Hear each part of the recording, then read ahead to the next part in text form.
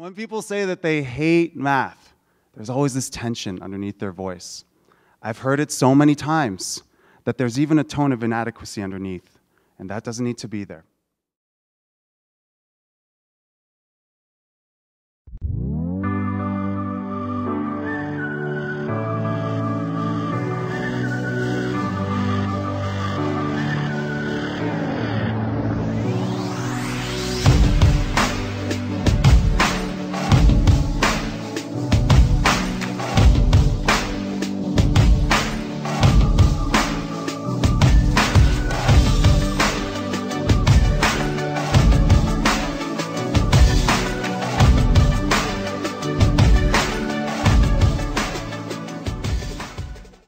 Not something I could understand easily, and then I felt like everything just kept piling on and piling on. Like, it would be an easy thing at first, and then that was the base knowledge you were supposed to have, but I didn't understand that, and then problems get harder, and then harder, and then after a while it was like, I just felt very overwhelmed and very discouraged. One thing I didn't really like in math class was that it was pretty obvious when half the class would latch onto the teaching style and understand the material, but the other half of the class just didn't quite understand it. And it was pretty obvious because they didn't really participate in discussion. Like, if the teacher wanted an answer, they weren't, often the ones to raise their hand because they just kind of had no idea what was going on. Yeah, I definitely agree.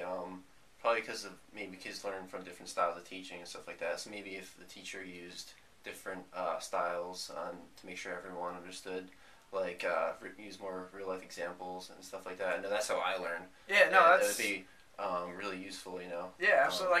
I had physics in my senior year of high school, and physics is a very conceptual based course, and so to understand the material, we did use real life examples like trains, cars, whatever it may be, and it just kind of made sense a little bit more, and it made it that much easier to definitely it's more relatable grasp stuff. The material. Yeah, I also think that maybe when they started separating math into the higher level and the lower level, that kids didn't like it as much, just because they were kind of they were showing oh, you're not as good at this, so it's kind of drags you down a little bit, makes it more makes sense. They don't have the incentive to really be passionate. Yeah, well, I guess I'm not good at this. Well, I'm not gonna. They're pretty average, so whatever. It. So yeah, exactly. I think that might have been the point where people just stopped really caring about math and stuff, and got frustrated with it. So. Extreme nervousness.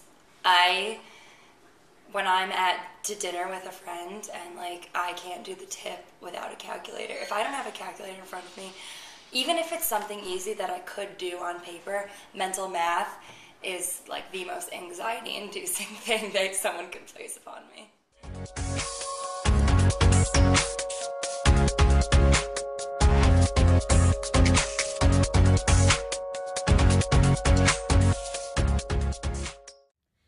Where I've seen a lot of math anxiety is among elementary education majors, which is concerning because these are the people that will be teaching young children mathematics every day, and they could either pass on their math anxiety to their students, or they may, because of their own math anxiety, use more procedural methods and not allow children to explore and problem solve, which is something we would like to see more in elementary classrooms.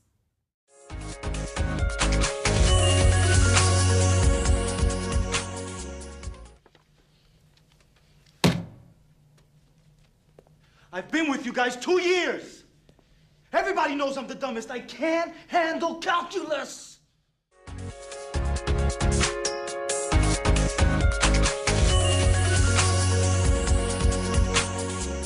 A recent study by Stanford University's medical school has confirmed this. The study says that increased activity in the fear centers of our brains directly reduce functioning in the numerical processing regions of our brains. In other words, when the fear centers of our brains are active, our ability to process numbers virtually shuts down. And does this not make perfect sense?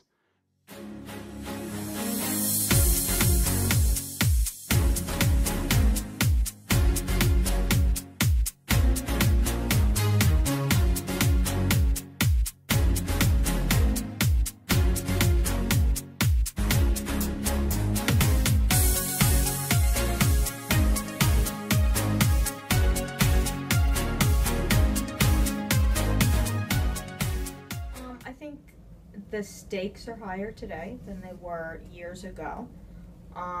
Students, I observe, seem to be very focused on their GPA and on doing well. I think with the economy the past few years, there's a real anxiety about students not being able to get jobs, or not being able to get jobs that they might like. And so it seems like every assessment is very important to them. They don't just look at it as a single assessment. They see it as impacting their whole life, and so it becomes a bit overwhelming.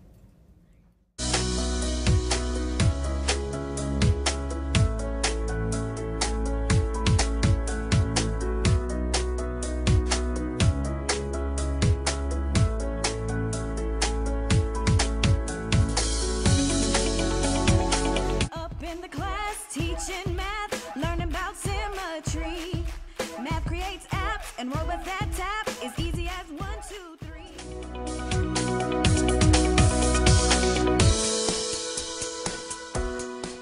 You decide if you've got, like, 40 cookies and 5 people to share them with. How do you figure out how to get an even number of cookies for all your friends? Well, that's easy because I never have boxes of 82 cookies and 4,321 people to feed.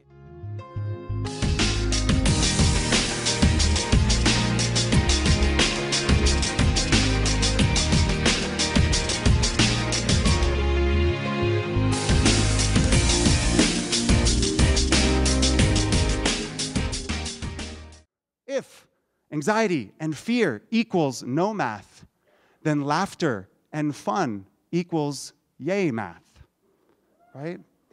And that's what we're doing.